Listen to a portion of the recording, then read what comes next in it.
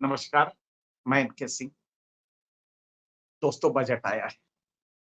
Budget को मैंने पूरा देखा समझा और कई साल से कर रहा हूँ, कई दशकों से कर रहा हूँ।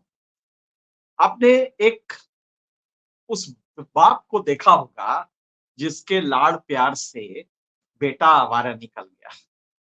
बेटा आवारा निकल गया तो मोहल्ले भर से शिकायतें आने लगी उसकी आवारगी की। शिकायतें आई तो उसकी माँ ने जब ये शिकायतें बताई बाप को, तो बाप ने बेटे की जगह माँ को डाँटना शुरू किया। कुछ आज के बजट में मोदी जी का जो अपने कारपोरेट बेटे से प्यार है और उसके कारण है। तो वो जो कारपोरेट बेटा नालायक हुआ तो गुस्सा भी है, नाराज भी हैं। इकोनॉमिक सर्वे में बार-बार कहा जा रहा है, इसकी नालायकी बताई जा रही है। लेकिन उसके बाद भी जब बजट आया अगले दिन माने आज, तो मोदी जी ने प्यार से सहलाया, कहा बेटा अच्छे बन जाओ। जो नहीं होता है उस तरह अपने उसको सहला के पुचकार के, अच्छा बताओ कुछ हम ही करते हैं, तो तुमसे नहीं हो पाता है तो हम ही करते हैं। ये कह के उनकी जिम्मेदारी सरकार ने अपने ऊपर ओढ़ ली है। ये है इस बजट का लफोदुआ। अब आपको बताएं कैसे। आपने देखा बजट में जो सबसे बड़ा कंसर्न सरकार का था वो था रोजगार। बाकी सारी भूल गई, वो किसान वगैरह कहीं कुछ नहीं नजर आया कि किसानों के लिए वो क्या करने जा रहे हैं। रिसर्च में किसानों के रिसर्च में 3 दिन पहले आईसीएआर के चेयरमैन ने और डीजी ने बार-बार कहा कि साहब कम से कम पैसे तो रिसर्च के लिए कुछ दे दीजिए। लेकिन 8 मंत्री बैठे थे जिसमें कृषि मंत्री भी थे। लेकिन सबने कहा वो तो बाद में देंगे। पहले तुम ये बताओ अपने साइंटिस्ट को कहो कि जो रिसर्च करते हैं इसको गाँव तक ले जाएँ। अब बताइए साइंटिस्ट रिसर्च ना करके गाँव में जाके घूमे। तो ये मोदी जी का आज का जो बजट था, ये कुछ ऐसा ही था कि अपने आवारा बेटे के सर पे हाथ रख के पुचकार के, जबकि मोहल्ले वाले उसके खिलाफ ईंटा फेंक रहे हैं, पत्थर फेंक रहे हैं। लेकिन कॉर्पोरेट को पुचकार के कहा, बेटा थोड़ा सुधर जाओ और तुम ना सुधरो कोई बात नहीं, सभी सुधर जाते हैं। ये आज का बजट है। अब आपको बताएं कैसे। इकोनॉमिक सर्वे एक दिन पहले यानी कल आया था। उसकी प्रस्तावना में शुरुआत से ही कहा गया है कि कॉर्पोरेट घराने को 2019 में सितंबर में पीएलआई प्रोडक्शन लिंक इंसेंटिव दे के इनको टैक्स से छुटकारा दिया गया। टैक्स से छुटकारा दिया गया, पीएलआई दिया गया ताकि इनको जो प्रॉफिट हो ये अपने सामाजिक दायित्वों को पूरा कर सके जब इनको प्रॉफिट हो। फिर आगे आंकड़ा दिया गया है कि एफवाई 2020 फाइनेंशियल ईयर 2020 से एफवाई 2023 के कुल 3-4 सालों में आप ताज्जुब करेंगे कि कॉर्पोरेट का जो प्रॉफिट था वो 4 गुना बढ़ गया। 4 गुना। 4 साल में 4 गुना आप समझ सकते हैं ये मोदी जी का रहमो करम है। अचानक कॉर्पोरेट पे क्या हो गया कि 4 गुना प्रॉफिट बढ़ गया। जबकि कोई ऐसा उद्योग नहीं, आप कोरोना काल उसी बीच में रहा है। लेकिन कॉर्पोरेट का जो वो था प्रॉफिट था वो 4 गुना बढ़ गया।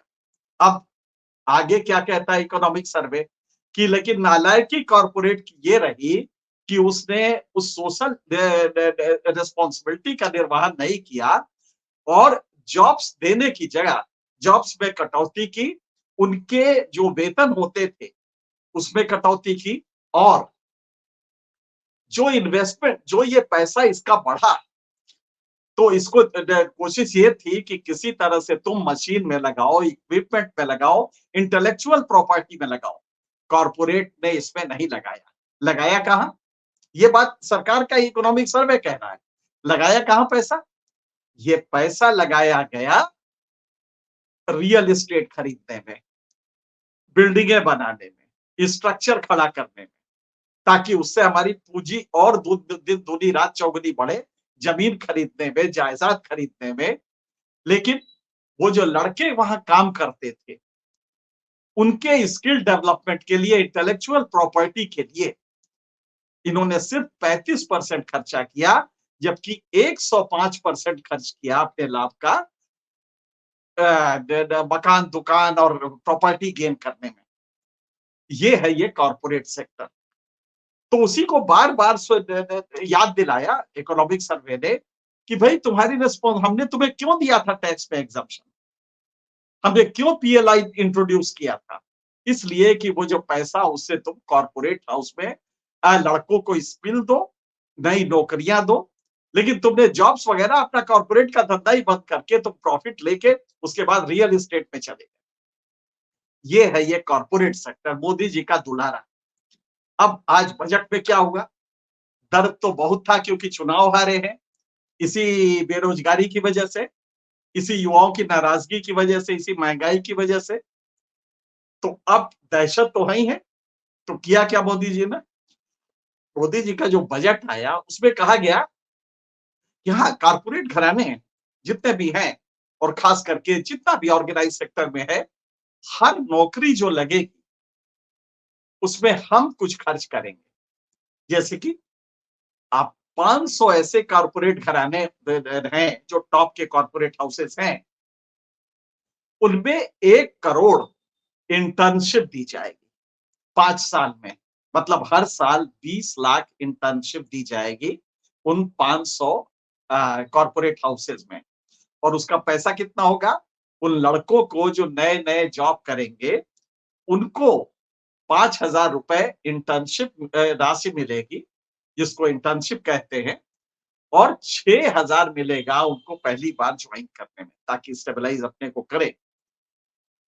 आप सोचिए, सरकार का 12,000 करोड़ खर्च, ये दायित्व किसका था?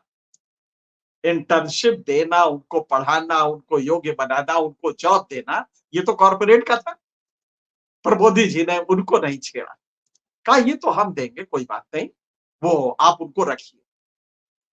तो अब होगा क्या? कहीं भी ये व्यवस्था नहीं है कि ये 20 लाख इंटर्न्स किस प्रोसेस से लिए जाएंगे, सिलेक्शन प्रोसेस क्या होगा, कौन करेगा सिलेक्शन? कॉर्पोरेट करेगा तो अपनी मनमानी करेगा, या कॉर्पोरेट करेगा तो वो सरकार के इशारे पे करेगा। तो हर साल मोदी जी ने जनता का पैसा लेके 12,000 करोड़, अब वो 20 लाख ऐसे लोग तैयार करेगा जो अपने मन के होंगे उनके, उनको 5,000 रुपया महीना देगा और 6,000 अलग से देगा एक मुश्त। और ये 5,000 महीना साल भर दे के उनको एक अपना कैडर बना लेगा, जो सच पूछिए तो संघ के कैडर से ज्यादा कमिटेड होगा। ये बात किसी ने नहीं गौर की।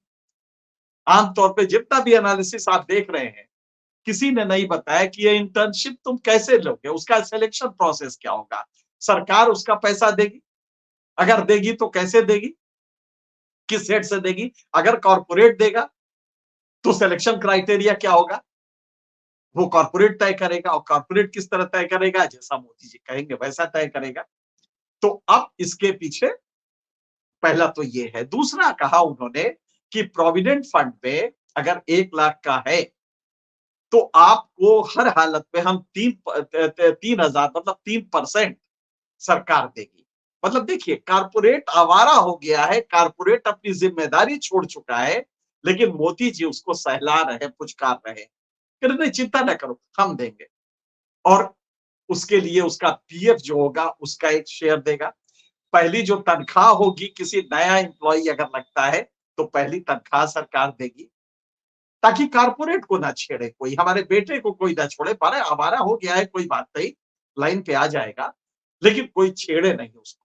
तो सरकार हमारे आपके पैसे से इन कारपोरेट को पाल पोस के मोटा कर रही है। अंबानी के शादी पे शादी अगर हो रही है तो उसका कारण आप समझ सकते हैं। तो अब इसपे क्या था, अगर आपको ये जिम्मेदारी नहीं ले रही तो आप टैक्स कम से कम बढ़ा दें। इसी इकोनॉमिक सर्वे में रिच पुअर डिवाइड को लेके बताया गया कि क्या स्थिति है। तो कॉर्पोरेट पे टैक्स लगाना था, मोदी जी ने बिल्कुल नहीं छेड़ा। नीचे में तो स्लैब कर दिए उन्होंने। स्लैब शुरू करते हैं 0 से 3 लाख की आमदनी, 3 लाख से 7 लाख की आमदनी, 7 लाख से 10 लाख की आमदनी, 10 लाख से 12 लाख की आमदनी, और 12 से 15 लाख की आमदनी उसके बाद सब बराबर। तब क्योंकि कॉर्पोरेट का सेंटीमेंट उसे बाधित होगा, नाराज होगा। इसलिए उसको 15 लाख का मैक्सिमम स्लैब रख के उसको छोड़ दिया है। लेकिन सुपर रिच टैक्स, और आप जानते हैं कि सिर्फ 2% का सुपर रिच टैक्स अगर लगा दे टॉप के 1% पे, तो इस देश की शिक्षा की समस्या खत्म हो सकती है। शिक्षा में जो व्यय होता है वो हम उस स्तर पे ला सकते हैं जिसमें भारत में शिक्षा के लिए पैसे की दिक्कत ना आए। लेकिन मोदी जी का लाडला बेटा कॉर्पोरेट उस पे नहीं आया और सुपर रिच टैक्स नहीं लगाया गया। और दूसरा देखिए, उसी सर्वे में कहा गया कि भारत एक ऐसे दोराहे पे खड़ा है, ऐसे मुहाने पे खड़ा है, जहां से आने वाले दिनों में ये जो रोजगार आप देख रहे हैं, खास करके सर्विस एक्सपोर्ट जो हम करते हैं, जो विदेशों की कंपनियां यहाँ पे लड़कों को नौकरी दे रही हैं, तो सर्विस एक्सपोर्ट ये लगभग खत्म मृतप्राय हो जाएगा 10 साल के अंदर। ये दरअसल आईएमएफ के एक इंटरनल नोट में ये सर्कुलेट हुआ था कि भारत में चूंकि यहाँ पे शिक्षा स्किलिंग नहीं हुई है युवाओं की पढ़ाई उस तरह की नहीं दी गई है कि ये एआई के दौर में सरवाइव कर पाए, लिहाजा भारत में ये युवा सारे 10 साल में बेरोजगार होने जा रहे हैं। ये बात इकोनॉमिक सर्वे में कही गई है। तो सरकार की जिम्मेदारी क्या थी?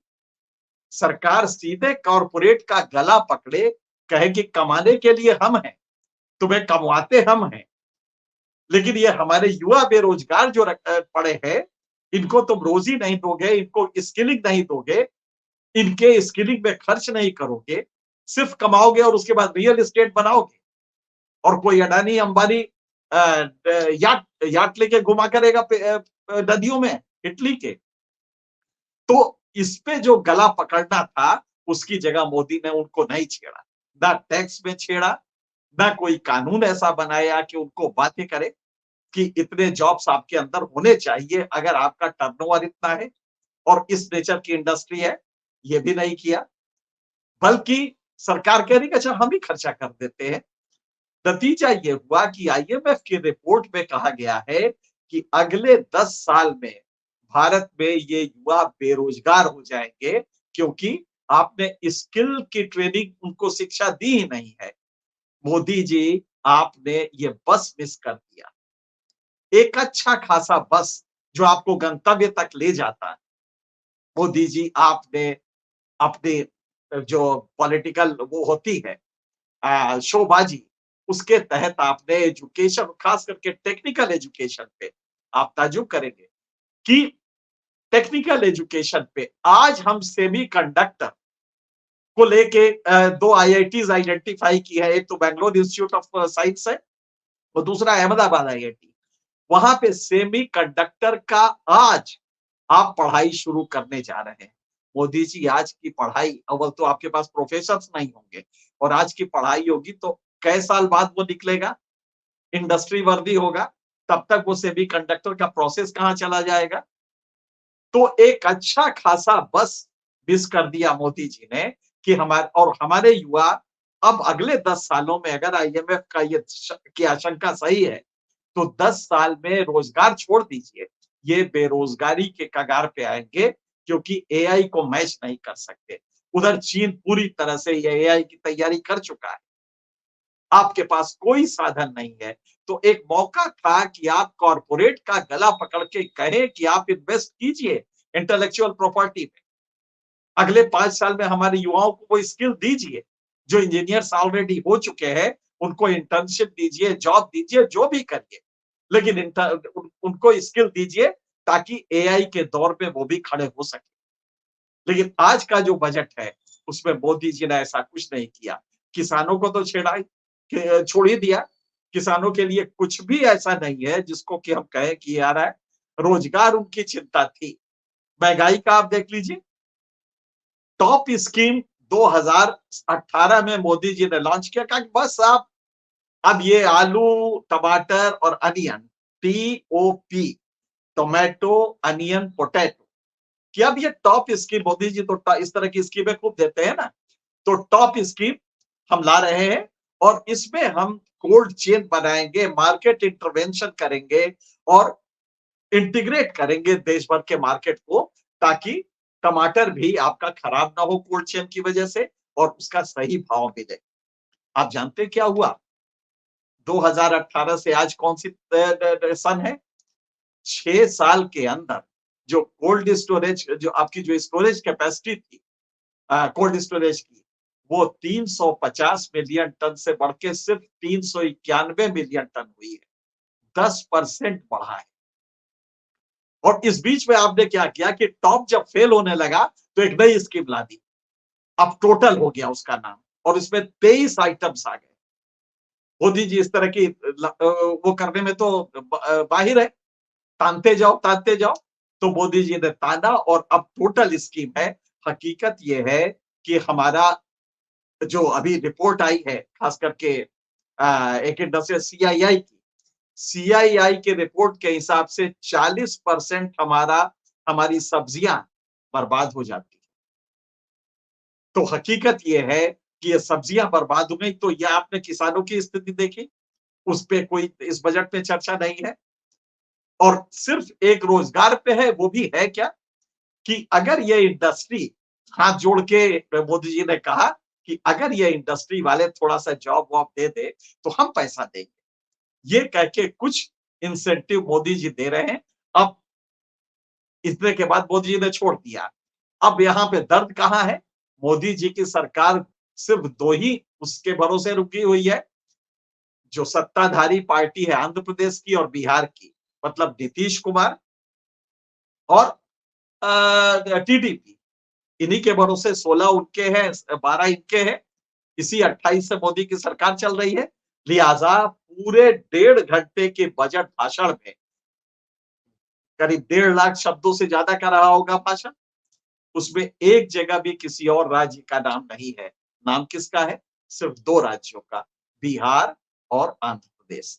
आंध्र प्रदेश में नए उसके लिए राजधानी के लिए, नई राजधानी के लिए उन्होंने 15,000 करोड़ रुपए दिए। लेकिन बिहार के लिए, क्योंकि बिहार में तो आप सीधे शासन में रहे, जमाने भर रहे हैं, आंध्र प्रदेश में तो आप शासन में नहीं रहे, तो बिहार से आपको ज्यादा उम्मीद है। तो बिहार में आपने 58,000 करोड़ के प्रोजेक्ट्स दिए हैं, या धन के मद में दिया है। क्या क्या है वो प्रोजेक्ट, जरा सोचिए। बिहार एग्रेरियन सोसाइटी है, 90% वहां पे एग्रीकल्चर है। जो लोग हैं एग्रीकल्चर में लगे हैं। सिर्फ 10% रेट ऑफ अर्बनाइजेशन है। लेकिन बिहार में आपको ताज्जुब होगा, एयरपोर्ट आएंगे। जरा सोचिए, बिहार ऐसे गरीब राज्य में एयरपोर्ट की जरूरत है या मेडिकल कॉलेज की जरूरत है? मेडिकल कॉलेज की, स्कूलों की, डॉक्टरों की इसकी जरूरत है। तो मोदी जी ने वहां पे एयरपोर्ट दिया है। वहां पे धर्म का भी मामला है। मोदी जी जानते हैं कि धर्म के बिना तो उनका सर्वाइवल मुश्किल होगा। तो मोदी जी ने वहां पे बुद्धिस्ट सर्किल, गया, बोध गया, इसमें बुद्धिस्ट सर्किल एक बना रहे है, सर्किट बना रहे हैं, जो कि जो बनारस के तर्ज पे ही उसका विकास किया जाएगा, गया का।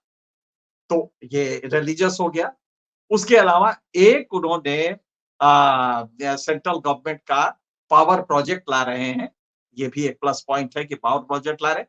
तो बिहार में 58,000 करोड़, आंध्र प्रदेश में 15,000 करोड़, लेकिन बाकी जगह इल्ले, बाकी राज्यों के लिए तमिलनाडु है, उड़ीसा है, बहुत सारे राज्य हैं, बहुत सारे राज्य हैं जो गरीब हैं, उनके लिए कोई भी मदद नहीं। सिर्फ इन 2 राज्यों को लेके मोदी जी ने पॉलिटिकली अपने को सरवाइव किया है। तो इस बजट की 2 बातें हैं।